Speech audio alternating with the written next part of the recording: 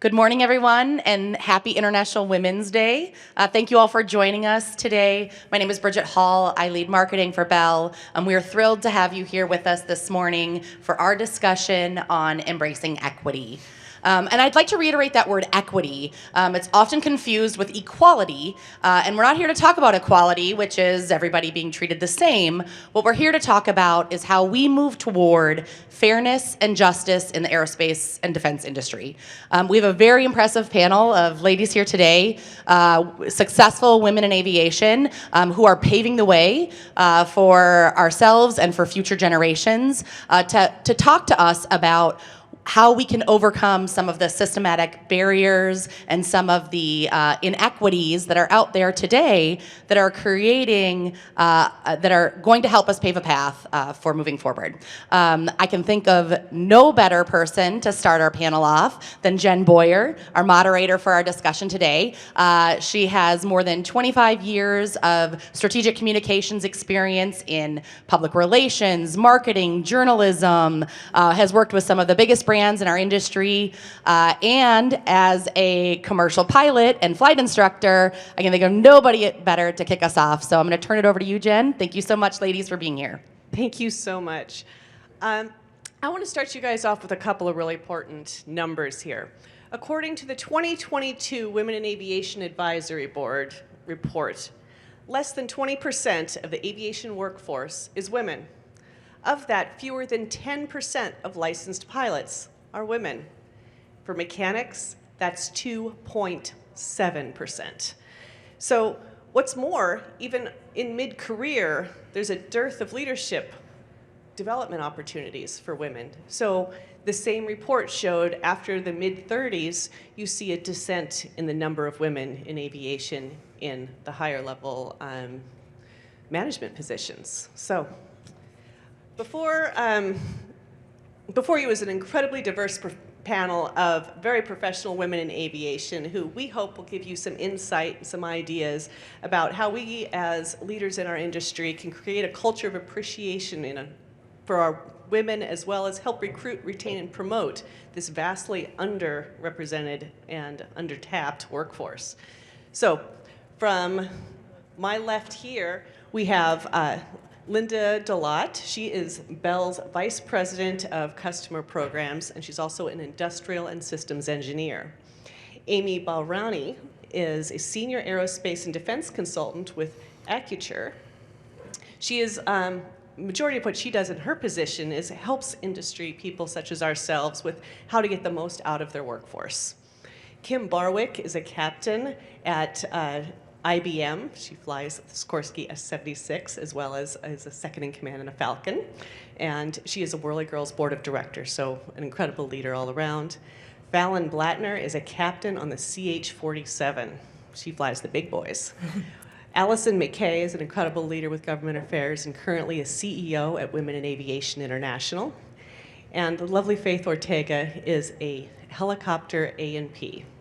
So she is breaking boundaries. So thank you, ladies, for being with me. I would like to start off with a question for Allison. Corporations are making changes, but the helicopter industry is far behind in our industry.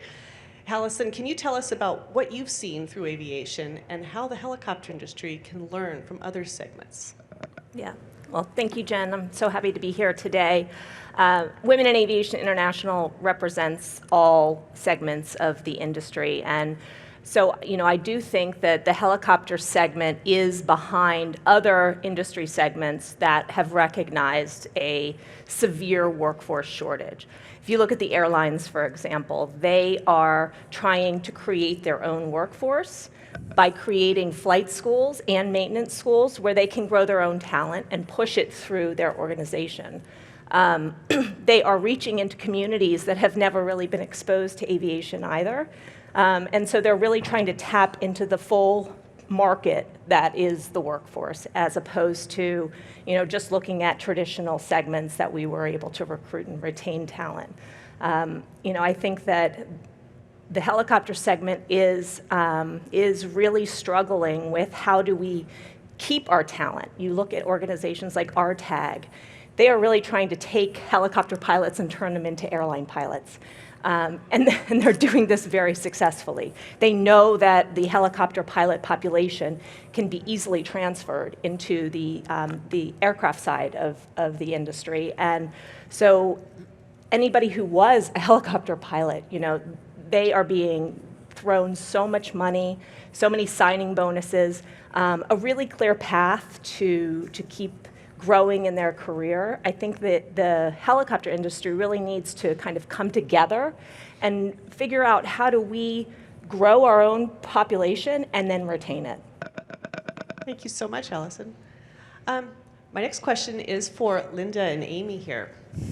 3% of the C-suite in our industry is made up of women. Looking back, what were some successes you guys have had along the way that has kept you moving forward, and what are some challenges and how did you overcome them to continue to your positions today? Well, 3% is a very sobering statistic, but I bet for everyone here, you can think of a highly influential woman leader, right? Like, I think our 3% probably have an outsized influence on our careers. Think about that woman in a meeting who really took control, took command, was inspiring to you, gave you an idea of maybe, this is possible. I can do this. I can achieve these kinds of things. When I think about my career and the biggest challenge for me is around imposter syndrome. I think a lot of us probably experience this feeling. My job is I'm an aerospace consultant, and consultant means you come in and provide advice, you support with strategy. It can be really intimidating walking into a room of folks that have been doing this their entire careers, that feel really strongly entrenched views on, this is the way things are done, it's how it's always been done, this is the way it should be done. And so when you're in there trying to change up the way we talk about our workforce and our talent, the way we do acquisition of how we bring that talent and skills into our companies, it can be challenging. And so I just know, for me, when it comes to overcoming that I might not be the smartest person in any room, but I'm definitely going to be the hardest working. And I think that I can rely on that, and it gives me confidence. Yeah, that's great, Amy. I think there's a lot to the messaging, too, that we tell ourselves when you talk about imposter syndrome and kind of feeling like you don't belong there. I think that's a big deal for women as they move along in their career. I think, as a little girl, I was the only girl on my soccer team, and a lot of the dads were yelling at the boys, don't let that girl beat you. And the message I heard from my dad was, don't let that boy beat you. And I think it's really important for males around us to help change that message that we hear, because that message is carried along with you as you grow up. And then I wanted to address one big challenge for me as a mother. Going through all of the phases of their growth and development is a big deal, especially when you're juggling a career and all of the stresses and pressures that go along with that. When I had my first child, I had a very difficult pregnancy, and my son was born early, and he had a heart issue. And I was faced with that whole, having to send him to daycare and go to work. That's what a lot of women go through, and that's a big transition emotionally for you. I was faced with, this baby the doctor gave him to me and said, if his heart stops, just tap him on the chest and it'll come back, and I was supposed to take that baby and give it to somebody else and then go to work. And there was just no way I could bring myself to do that. And I wrote a letter of resignation to my boss, and I explained how much I really wanted to keep going, but I just couldn't. I couldn't face that. It was just horrifying to me. And my company, my boss, stepped in, and they provided an arrangement where I could work from home, and I hired a nanny to take care of the kid where I could see him for a year until the child grew out of that. And if he hadn't done that, I don't know if I would have been here today, if somebody else wouldn't have stepped in to help me get through that period. That was a big deal, and I think it points to the successes of, it's not just other women that can help you sometimes, but anybody that can step in and help you bridge that period of time. It's usually short-lived, but I think it makes a big difference, and that's one of the big things that women face when they're thinking about moving all the way through their career and getting to that C-suite level. You've got to figure out kind of how to get through some of those, and those can be really challenging and personal for every single person that goes through that. That's incredible. What a good lesson for all of us to think about how we can be supporting our employees in ways that Imagine not having this incredible VP at Bell if somebody had said, okay, I'll take that resignation. My next question is for Kim, Fallon, and Faith, our intrepid helicopter pilots and mechanic. You guys are frontline, and I'm interested in what your perspective is as career professional pilots and a mechanic. What has been your experience, and how did you persevere in your positions?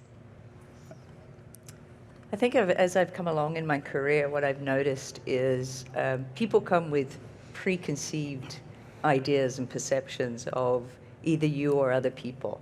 And these preconceived ideas and perceptions, they may be positive, they may be negative. So what you need to do is you just need to remain professional within yourself, have your own standards, and adhere to that, and be true to yourself, and just keep going through. And that will change those negative perceptions and those negative ideas of women in aviation, whether they're pilots, mechanics, or whatnot. And then that creates allies. So you just keep going, be yourself, and change those perceptions.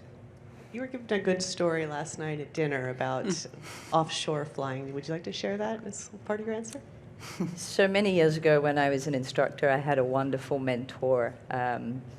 He was a Vietnam era pilot and had a lot of wisdom to offer me. And he mentioned that, giving me some career advice that, maybe after the instructor route, my options were either go, Gulf of Mexico oil and gas, or go tours.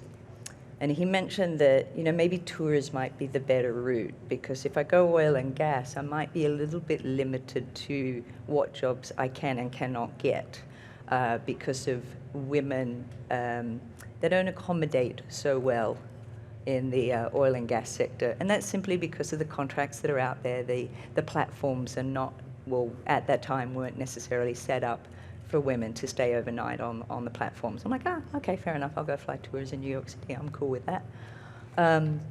Recently, that was back in 2011. And recently, I was hearing of all these women down in the Gulf of Mexico. I'm like, excellent. We're moving on in the industry. And then very recently, I heard that, some women out there were having issues with losing contracts because of that very same reason I heard back in 2011. So I was hoping we'd moved on from that. And I think we have to a certain degree, but there are still barriers out there. And then hopefully we can move on in the industry and push past those barriers where being a female is not a detriment to a contract.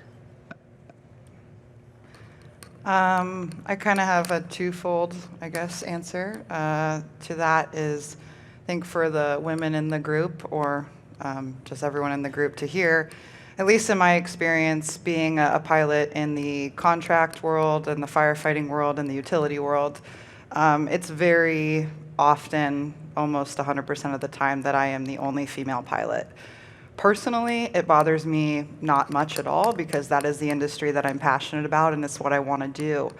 I can't tell you how many times I've had really supportive managers and senior leadership come up to me and be like, oh, did you know that you're the first female pilot we've hired? Did you know that you're the first female pilot to get this type rating? Or you're the first female pilot that we've ever had on this contract? And for me personally, I don't even know that. It's my job. I go to work. I do the best that I can. And I don't even know. But for the ladies in the group that are maybe starting flight training or in the career path, I think you have to get really comfortable being the first in whatever avenue you go down. And that wouldn't have been possible for me without the ladies that have come before me and have been the first in their sectors, whether that was offshore, whether that was flying corporate in the Northeast, whatever it is. There's always going to be the first, and it has to be that way, because otherwise there can't be people to follow you. And it's a really big honor and something that I take really, really seriously. And beyond that, for the gentlemen in the group, the senior managers in the group as well, I would challenge you to not be afraid to allow that first to happen. I just recently took a position with a utility company, and they were very transparent with me, saying we've never hired a female pilot before. But they're willing to take a chance on it, and it's something that they haven't really navigated before. And so they're probably a little nervous or excited or all of these things. But I commend people out there in those management roles that are not afraid to move that path forward, even if it's a little bit unusual in the sector of the industry that they're in. Awesome. So my name is Faith Ortega. I am a helicopter A&P, and I'm sure that you ladies are all too familiar that whenever you tell people your profession and what you do, you get the, how? Like, I need the backstory. I need to hear how this happened and how you got from A to B. So I think the easiest way to explain that in simplistic terms for myself, I loved working with my dad every day. My dad had 2 daughters, and he raised us as sons, and that's why I do what I do, and I love it. And so it's been a fantastic ride, but that's something that I always implore to people is, try something for the first time. Don't be scared to get your feet wet. Jump head over heels and, give it a try. But yeah, and as a maintainer, it's definitely been different as a female going into shops. Being not only the only female in the shop, but the first one they've ever had in 35 years. And so there's been times before where it was, well, is this going to be a distraction? Is this going to be something that's going to affect my shop? How is this going to work? And like you ladies said, I usually, the first couple weeks, kind of keep quiet and keep my head down, do my maintenance, do my thing, and get in there. And so that way they get a good feel for me. And then usually after a while we start cutting up, and they usually figure out pretty quickly that I'm just like them. I'm here to do my job, do it as efficiently and to the best of my abilities. And yeah, so it's been definitely different, and it's opened up doors being a female in aviation. And yeah. You shared an experience with us last night about actually having the opportunity to travel and do pre-purchase inspections in foreign countries that you don't usually think of sending a female mechanic to. Do you want to mention a little bit about that? Yeah, absolutely. So that was a very cool project that was brought to my attention. My company was looking at buying a 407, and so they said, hey, we are in need of somebody that is an A&P that can possibly speak a little bit of Spanish and would not mind going to Costa Rica for a few days. And I said, I think I am your girl. So I talked to my boss, and we got everything set up. And so I actually made the jump down to Costa Rica. I did a pre-buy inspection on this helicopter. And that is also another thing that's been fantastic about this job. It's not just being a mechanic. I'm not just in the shop. I'm not just turning wrenches. There's so much opportunity to travel, to meet new people. And if you're a people person, this is definitely the industry to be in, because you are going to meet a lot of them. But yeah, it was a really cool experience. I got to go down there and work with those guys and learn a little about the elements of working on a helicopter in Costa Rica. And so yeah, it was a really cool adventure. Awesome. Thank you so much.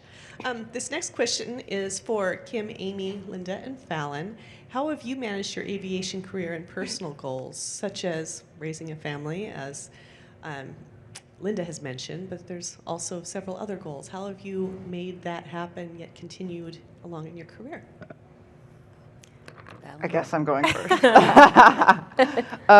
So I recently, a couple years ago, I guess, decided to pursue my master's degree in aeronautics and safety. And as you can imagine, flying Chinooks for my profession, most of my coworkers, whether they were pilots, mechanics, and beyond, were sort of like, what is the point of that? Like, you fly this thing. So, but I didn't want to be a one-trick pony. I didn't want to just, this is all I do, this is all I know how to do. You always want to have opportunities to grow into management, to become a safer pilot in general. And so it was something that was really passionate for me individually. But I quickly figured out that a master's program is absolutely no joke.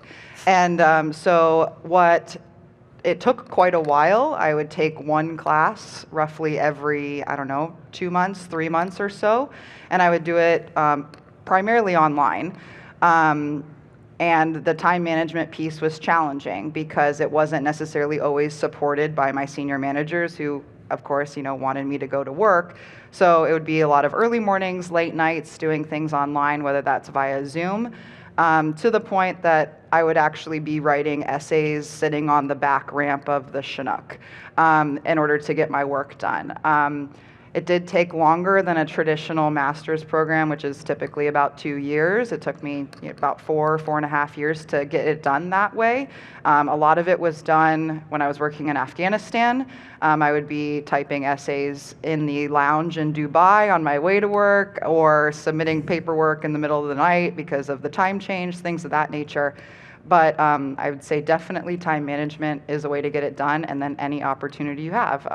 Like I said, sitting at work on your downtime instead of being on YouTube or watching a movie or whatever it is. It's really a testament to you, and if it's something that you're really passionate about, it can be done.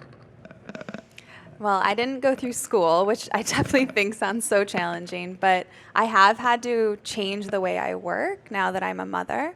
So I have 2 sons, a 3-year-old and a very near to be 2-year-old.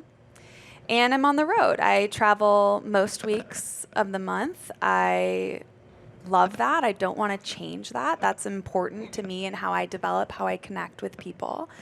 But what I found works for me is usually not what works for other people, right? Like a big part, I think, of finding the ways that you can accommodate a career and a rich personal life, however that is by finding what works for you. Just last week, I was speaking with a woman who really thinks about her life as an integration. So her to-do list includes her personal and her professional. Maybe she's going to work till 11 o'clock one night because she's working with a team in another country, another time zone. But the next day, she'll pull her kid out from school early and go to the park. That's not how I operate. I have really strict ground rules and guardrails of this is family time and this is personal time. And I definitely have 2 separate to-do lists because that's just how I'm able to operate and how it works for our family. And so I think through all of this, the most important thing is to be really open and communicative with your leaders and with your team and the people that you lead, so there's no questions and there's no surprises. And I think it's really important for me to present as a woman in aerospace with children because I didn't know very many of those when I was starting in my career, and I just want folks to know that it's possible. I think you're right in saying you need to do what works well for you. You compartmentalize. As a helicopter pilot, it's kind of hard given the schedules are all over the place. You never know, from one week to the next, or, if you have a set schedule or not. So you really do need to adapt to what works well for you. And also, as a working pilot, my son, he's a teenager now, but when he was 4, he thought all mummies were helicopter pilots. Like, your mum doesn't fly a helicopter? So, you just need to know that, yes, you may miss some events here and there, but you really are inspiring your kids. They're watching. And they're watching when you don't know that they're watching or don't think that they're watching. And you are inspiring a generation to come, and you're inspiring them to think or change the normal. They'll, the next generation will think it's normal to have women like us representing the industry. Yeah, Kim, I think that's a great point. I was asked by my son at one point if he could still be an engineer even though he was a boy. And I thought that was the best question ever. I just loved it. But it is true if as a female if you're not afraid to go take on those super cool jobs. I love my job at Bell. I love our customers. I love the culture. I share those stories. I share what I do with my kids. They know our customers and what they do, and they're so a part of that. They love seeing their mom like that. Can you imagine if one of these ladies were your mom and she went to work and flew a Chinook? I mean, if you were a kid, that would be super, super cool. But and I love that you didn't ask about balance, because balance is such a tough word. It means that you have to I almost think it suggests perfection. You have to strike a certain number of hours, and that's I just don't want to do that. I know one year we were trying to get this 525 helicopter, second one up into the air. We had to have first flight before Thanksgiving, and we didn't make it. So I had to work through the Christmas holiday, and I was FaceTiming my little ones. I had a 4-year-old and a 6-year-old at home, and I was FaceTiming this blue helicopter, and they were like, "Mommy, that's my favorite color. I love that helicopter." And so that's all they remember. And December 23rd, we got it up in the air, and I was home in time for Santa to come, and everybody was happy. But it was tough because I missed a lot of that Christmas, time with them. There's certainly no balance. But a couple of years later, when I brought them to Bell Family Day, and we walked into the lobby at Bell, my 4-year-old saw that he was then 7. he saw that blue helicopter in the lobby, and he ran and threw himself up against it. And he said, "Mommy, take a picture of me next to this helicopter you built for me that year." And he didn't really understand. I didn't do anything to build that helicopter, but to him, that was super cool, and it was his favorite color. And he remembers me coming home and that helicopter that we put up in the air and the mission that was being served by that, and connecting the kids. You know, they're watching, to your point, Kim, and they think it's cool. They don't know, they're not focusing on how many hours each day that you spent with them, or they're looking at the whole picture and what impactful moments you can have. In terms of balance, you know, I found that instead of kind of outsourcing the ride to school in the morning, I used to have a nanny take my kids. Now I do it because I want to hear how they're feeling that morning. I want to hear that conversation or what they're thinking about. And that's really important to me. It kind of fills up my cup. So I think, to your point, you just have to figure out what works for you individually, and don't try to define what is perfect because if you saw somebody else do it. You have to really figure out, know yourself, figure out what that balance is for you and your family, because they're all different too. All the kids are different. And you, yeah. and you can't judge yourself by others. Yep. When you see other mums out there doing whatever they do, and we're different.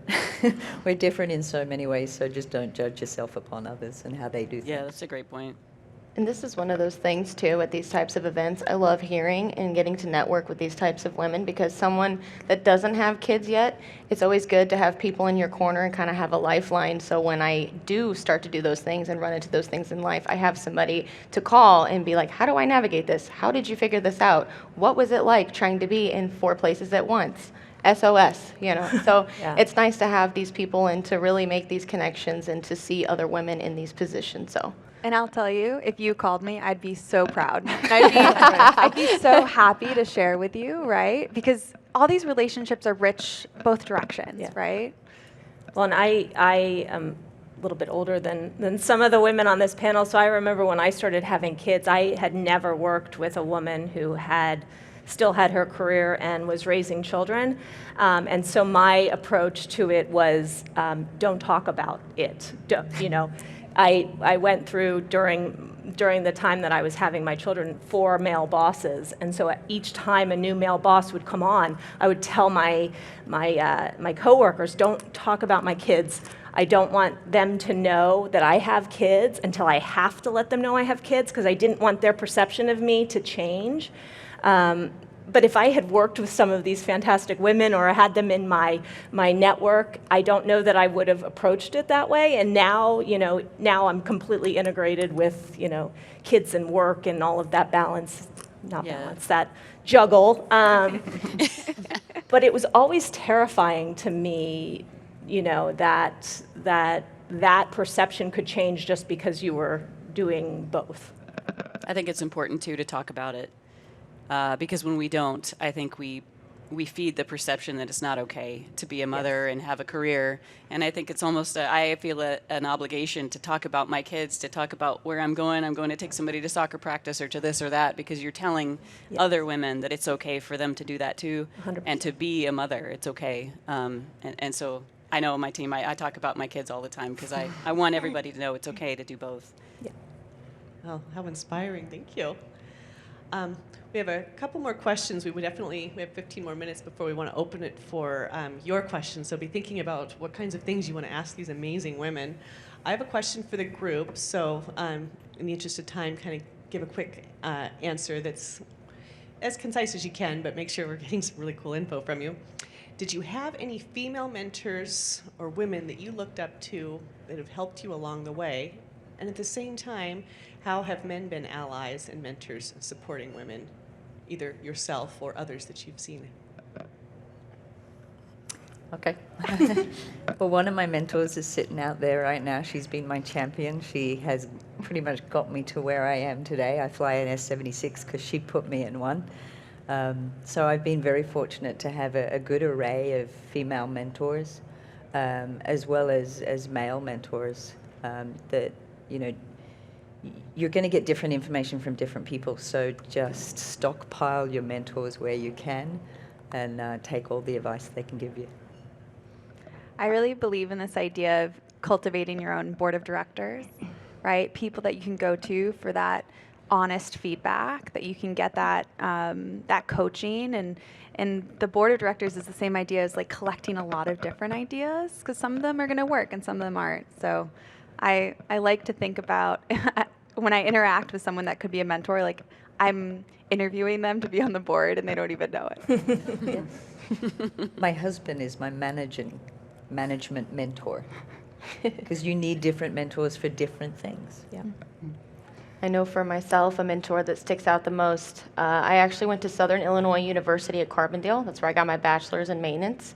And the only female professor in the entire program was the helicopter maintenance professor. So she very quickly, once I got into the program and got acclimated and met everybody that was going to be teaching us, I met her, we hit it off right away, and she said, "You're coming with me." So right away, she took me under her wing, taught me everything she knew, and it was awesome to hear all the different trials and tribulations that she went through in her career, and she's been a great lifeline as I've built up through mine.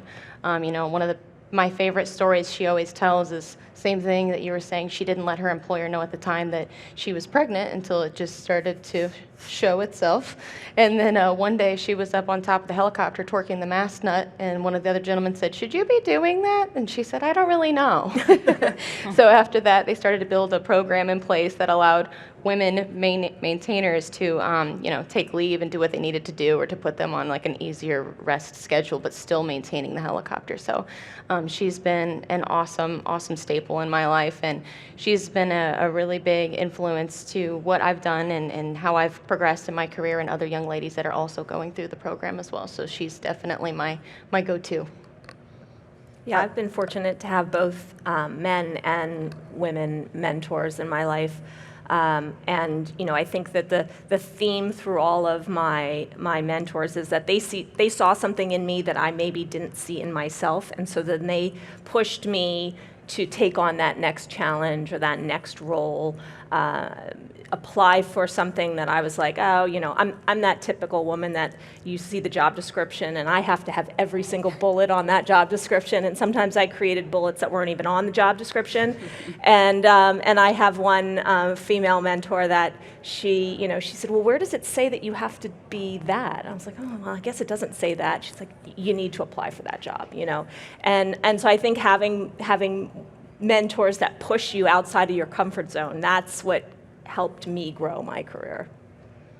I have like I don't want to say shameless plug here. That's not really what I'm trying to do, but it's ironic, or it's not ironic. I think it's actually kind of beautiful.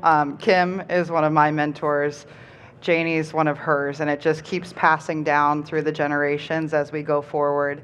There's a lot of professional organizations out there, not just for women, but for whether you're an A&P, HAI, et cetera, Women in Aviation, the Whirly Girls, that I just want to point out, like, especially Kim and I are on the board of directors for the Whirly Girls, like, our mission is not to take all the jobs in the industry. It's a mentoring organization that gives out scholarships to assist people that want to do this as a career. And it's not to, make it 50-50 and do all these things. It's to help and to mentor these people. I wouldn't have met Kim and Janie and Diane and all these wonderful women that are here today and at this show if it wasn't for these professional organizations to get involved. And also to echo what Allison said, as I said before, I'm generally like the first that they have seen, so I would not be here without all of the men that I have worked for and had taken a chance on me as well. I've previously worked for a very well-known logging company that was a kind of like known as a good old boys club, if you will. And one of my senior managers, he had a 2-year-old daughter, and he was absolutely floored when I came and worked for him. And I think his mind shift changed once he had children as well, and realized, hey, I want my daughter just to be like this and to grow up and be able to do whatever she wants to do. And he became a huge mentor and gave me fabulous opportunities that I would not be here without him today. Thank you so much. We heard your great story. Did you want to add? No, I just, I think it's important for parents to be careful with what you're telling your daughters, for managers and leaders, to encourage your female engineers, your female leaders, don't be, what would Bridget say earlier? I think you need to treat them kind of the way they want to be treated. Maybe they don't want to be treated like a man. Maybe be more empathetic, be the listening ear of what they want. Their needs may be different. Maybe what they value may be different. But I think as leaders, it's important. I certainly have had equal support from men and women in my career. I think everyone plays a role. So I would love it if everybody went home today and tried to think about how they were promoting equality kind of in the workplace.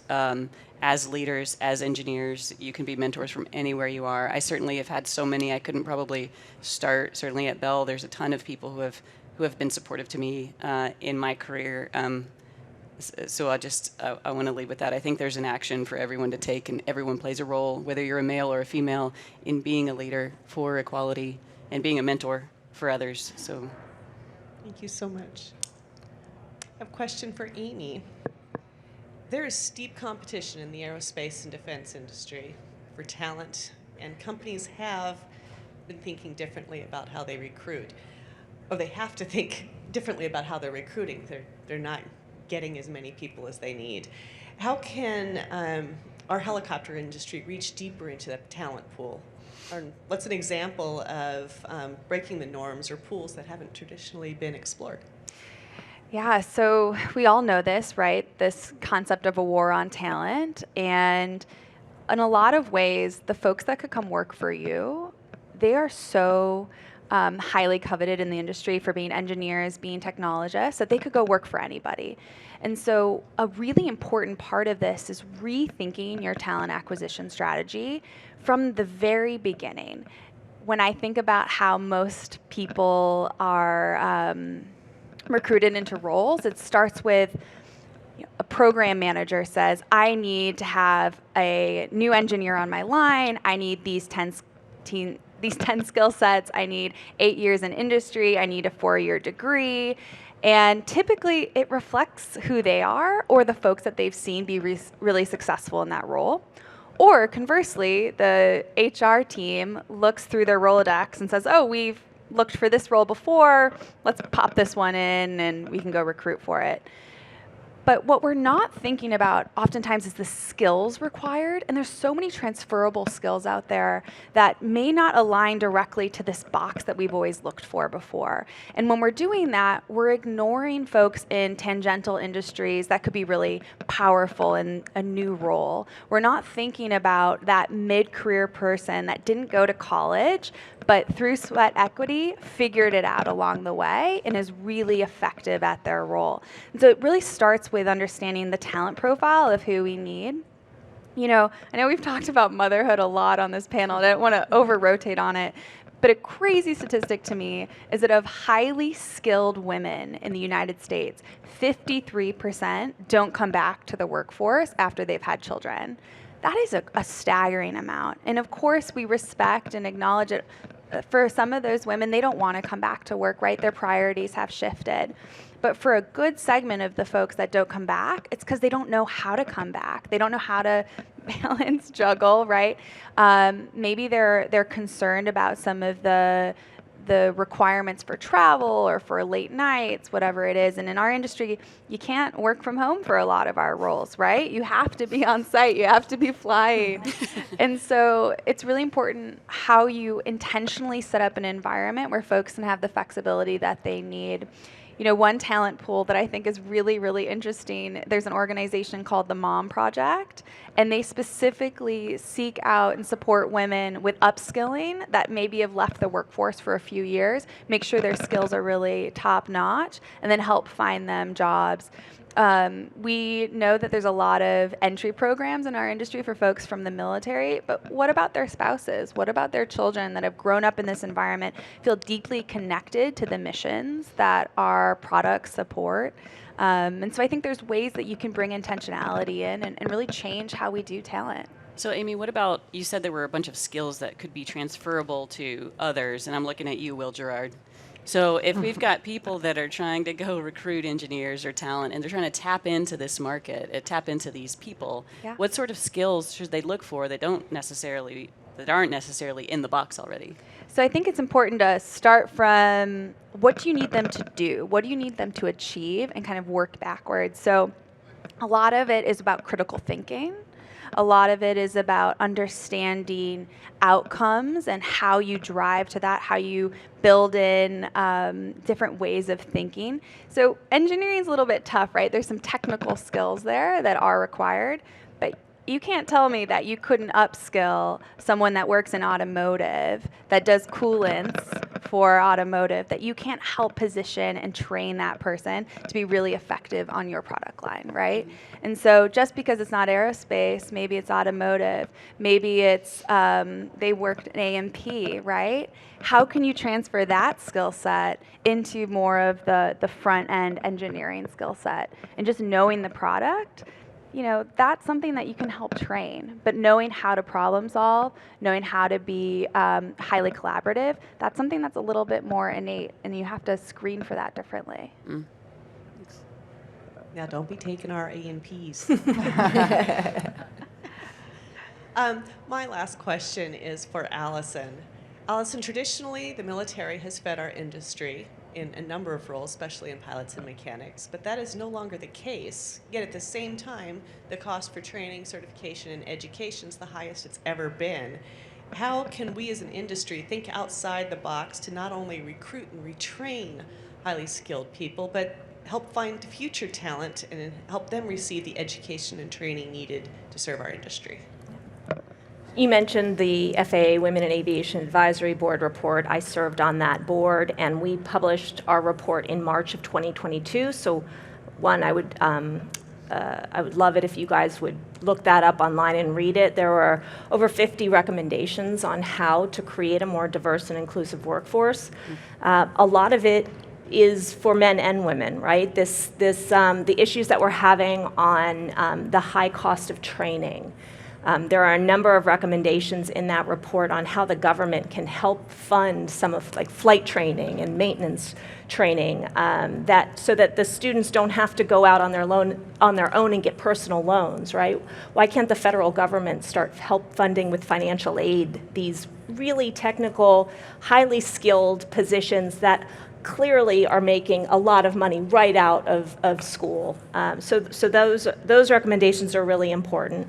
But as industry, right, we all have the opportunity to look in our local communities, go into our schools, start really early with these kids, elementary school, especially for girls. The 5th, 6th grade grades is where we really see girls start to decide if they're really good at math and science or they're not. So we need, as an industry, to really start targeting this demographic of young women and keep them engaged in the STEM curriculum. And what better way to do that than aviation? I think that was kind of where I shifted from industry into this nonprofit side. Was aviation is such a great tool to keep young women engaged in these fields, and boys for that matter. So what can you guys do in your local communities that really helps expose kids that may not have exposure to aviation to this fantastic industry? But then collectively, as an industry, we need to work together to affect change in the government and in our industry. The FAA Reauthorization Act, right? We're trying to implement a new version of that. What can we, as government affairs and all these different companies, do to try to improve upon access to this industry? And so I think that there's the local level, there's the government level, there's a collective industry. We need to get together as an industry and really push for change that we want to see. Thank you so much, Allison. And yes, anyone, even if you're not the decision maker at your aircraft engine parts manufacturer, getting that word out to be working with HAI, people like Allison, getting in touch with your government officials and really emphasizing the desperate need to help us create our workforce pipelines of the future. I want to say thank you very much to everyone for your time here, and I would love to open the floor for any questions that anyone might have for one of these brilliant ladies. I have one. If there aren't any. So, you all talked about, Amy talked about imposter syndrome. Fallon talked about being first, right? I'd love for you to all share. What was the fortitude? What were the things that you had to do to get you to stay in that place? Because personally, right, there are moments where I feel very lonely, right, in my role in being the only woman who's in that position, right? What have you had to do? Where did you talked, Faith, about, calling on mentors and creating that network. What are some of the things, what are some of the tips, the tricks, the tools that you used to maintain that fortitude, to keep pushing forward, to not give up, to continue to pave the way for future generations? I guess I'll start with that, and I think it involved creating a village of support. I think there were many times in my career that the personal side got difficult. I have three kids, and there were times where it was very challenging to do both. And so to have that community of support to lean on, I have a very supportive husband who knew how important my career was, and so he really tried to facilitate as much as he could to allow me to grow in my career. This job is pretty demanding, and it involves a lot of travel. And we had that conversation before I started, and he decided, this is I can see this is really what you want to do and where you want to go. I will take a step back, and I will be the one who does the majority of the day-to-day work with these kids, because they're very involved in way too many things. And so I think, relying on that network is really important. We, at one point, had to hire a high school student just to pick the kids up from their after-school program, because we couldn't always guarantee we would get them at 6:15. But she was so trustworthy, and she really kept this beast going. So I think relying on anybody that you can to keep you where you want to be. I think one of the biggest things that I've had to overcome was pressure. So Fallon was talking about being the first. So being the first female maintainer to come into a shop, right? All eyes are on you, whether you like it or not. So with the first couple of weeks, everybody's like, how are you going to perform? And this could set the precedent for hiring other women, my own performance. And so I'm sure you guys are all too familiar with being very hard on yourselves. Because you try to set the standard that we are a workforce and that we are here and we are very strong and we are capable of doing our jobs and doing it to the best of our abilities. So that's definitely been something that I've gotten used to over time. But yeah, anytime you walk into a room, the shop, the flight line, immediately all eyes are on you and you have to be on your A game. So that's definitely been something that I've had to figure out how to navigate and to do efficiently. Yeah, Faith, I think we put a lot of pressure on ourselves, and I think sometimes the way you get through some of those hard days is to not make a big deal out of that day. Sometimes things go wrong, and you start to kind of implode on yourself, and you make a big deal out of something that is just going to last you just got to get through this day to day. You got to get through just this week, because when you look back over time, those problems sometimes were kind of short-lived. There's seasons of your life that are difficult. You got to get through those, but they will pass. And I think just realizing that it's a short period of time, or maybe it's a medium period of time, but it will pass and you'll get through it. It's not going to be like this forever. You're not going to have babies keeping you up all night forever. You're not going to have a soccer practice and band and all the things that you're running around to forever. It's going to end. That season is going to be over, and you're going to make it through that. The project is not going to be this terrible forever. It's going to end. It's going to happen.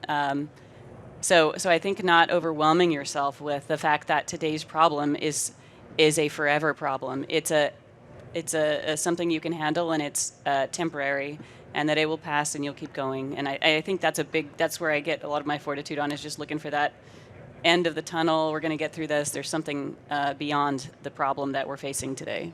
I'd like to echo that in it will pass. If you're going through a tough period, just be persistent, stick it out. You know, as we progress along in our career, when we start out, we think we're going to start here, do this, do that, go here, go that. You think it's going to be this straight line trajectory. And it doesn't It's work out like not. that. Yeah. It's going to be up and down. It's going to be a roller coaster. It's going to take left turns, right turns, 180s, 360s. Just be persistent, and this too shall pass. I don't really want to, like, I guess, beat a dead horse on this topic, but to speak to Bridget's question about being told no, I understand completely that we all have different personalities. So this may or may not be helpful to some of you in kind of the pilot and mechanic realm. But for me personally, and I wasn't always this way, but being told no is so encouraging to me because there is nothing that motivates me more. I love that you tell me I know and I can't do something because I will do it. And it might not be instantaneous.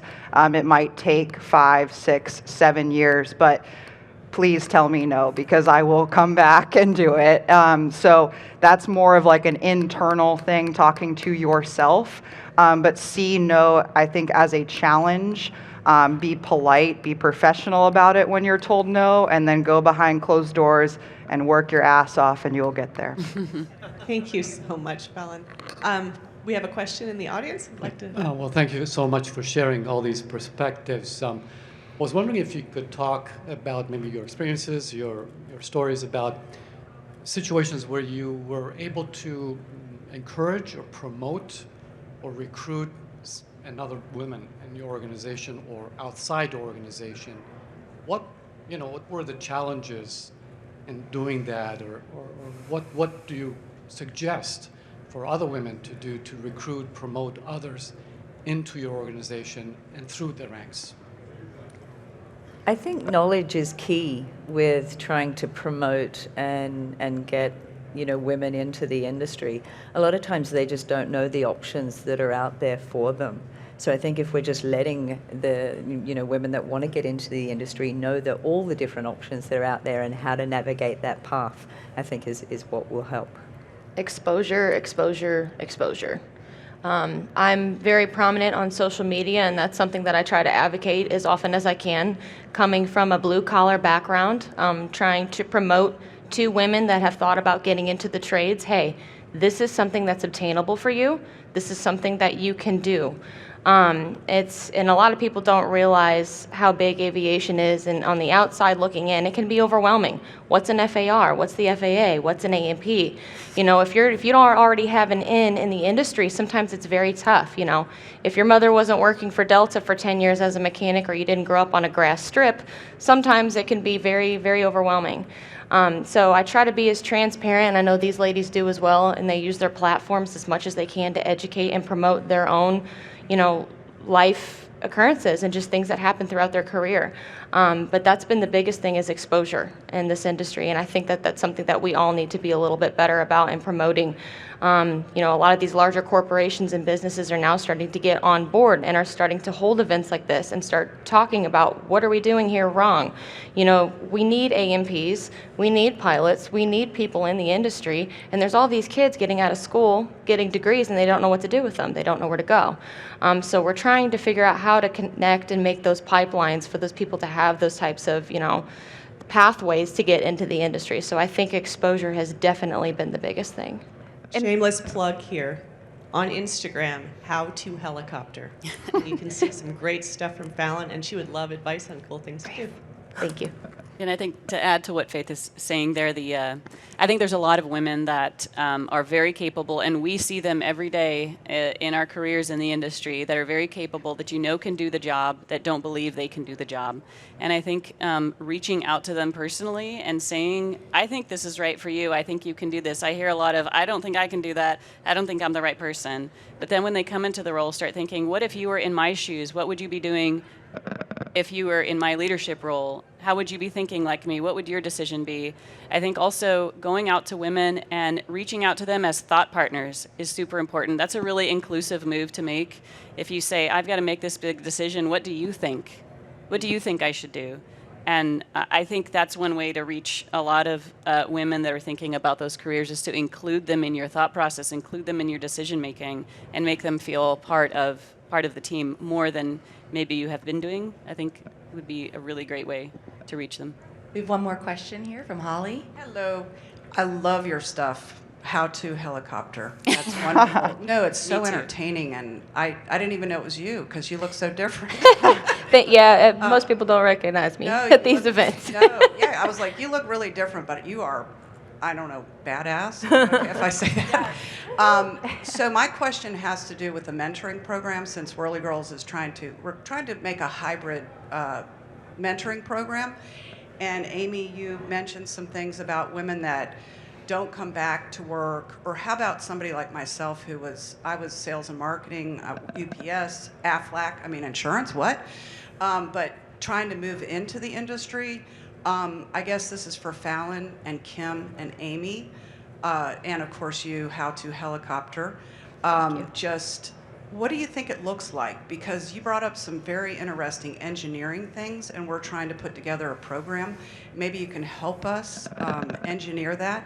Yeah, I would love to talk with you about it. And I think part of it is pulling apart all of the different components of how we approach talent and how we approach workforce, and how we think about what good looks like in that role, because a lot of times it's colored by how we've always done it, and you have to pull it apart to think intentionally, does this fit? Is this right? Can we change this? Can we innovate on this? I think a big part of what a company can do when they're looking at filling a role is think, customer service skills. A good example is hospitality got really hit during COVID, right? A lot of hotels were letting go of their staff. Well, think about how dynamic someone that works at a hotel is, right? Someone that's at a front desk. They escalate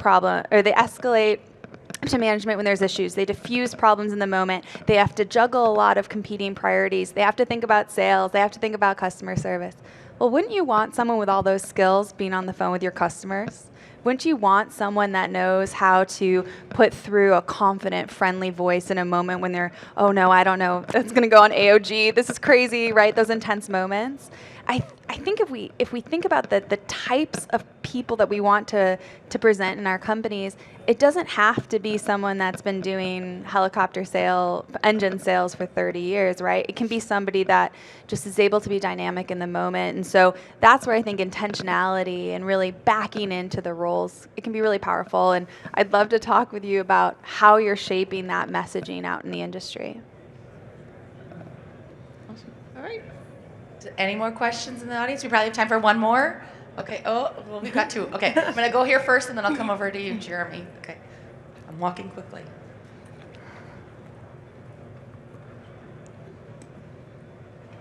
Hello. Hi. I'll make it quick. So, like you guys mentioned, the demand in the industry is quite prominent, but is the demand for women specifically also as high? You mentioned that like some industries or businesses don't even have like their first woman or in that job.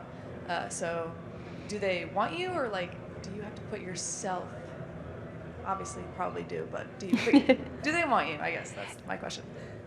Well, we have data around this, right? We know that companies that have women on their board of directors, we know that companies that have women at middle management, they're more successful. Like there is data around the power of having women, right? We tend to get to consensus faster. We tend to think about problems from a different perspective. We represent our customer, our end consumer, right? We can back into business requirements differently. And so it's a business imperative over above just we want the optics of having more women, right? There's power there.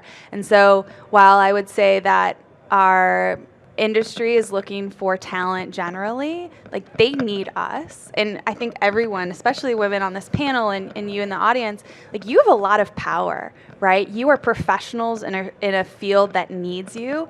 You can demand a lot, and you should be demanding a lot. I think too, there is a demand and some people don't even know it. And I say this from, they're at a more of a senior kind of managerial large level, and I'm down at kind of like a user level. Again, most of the industry that I have worked in is predominantly men, contract work, fire, and utility.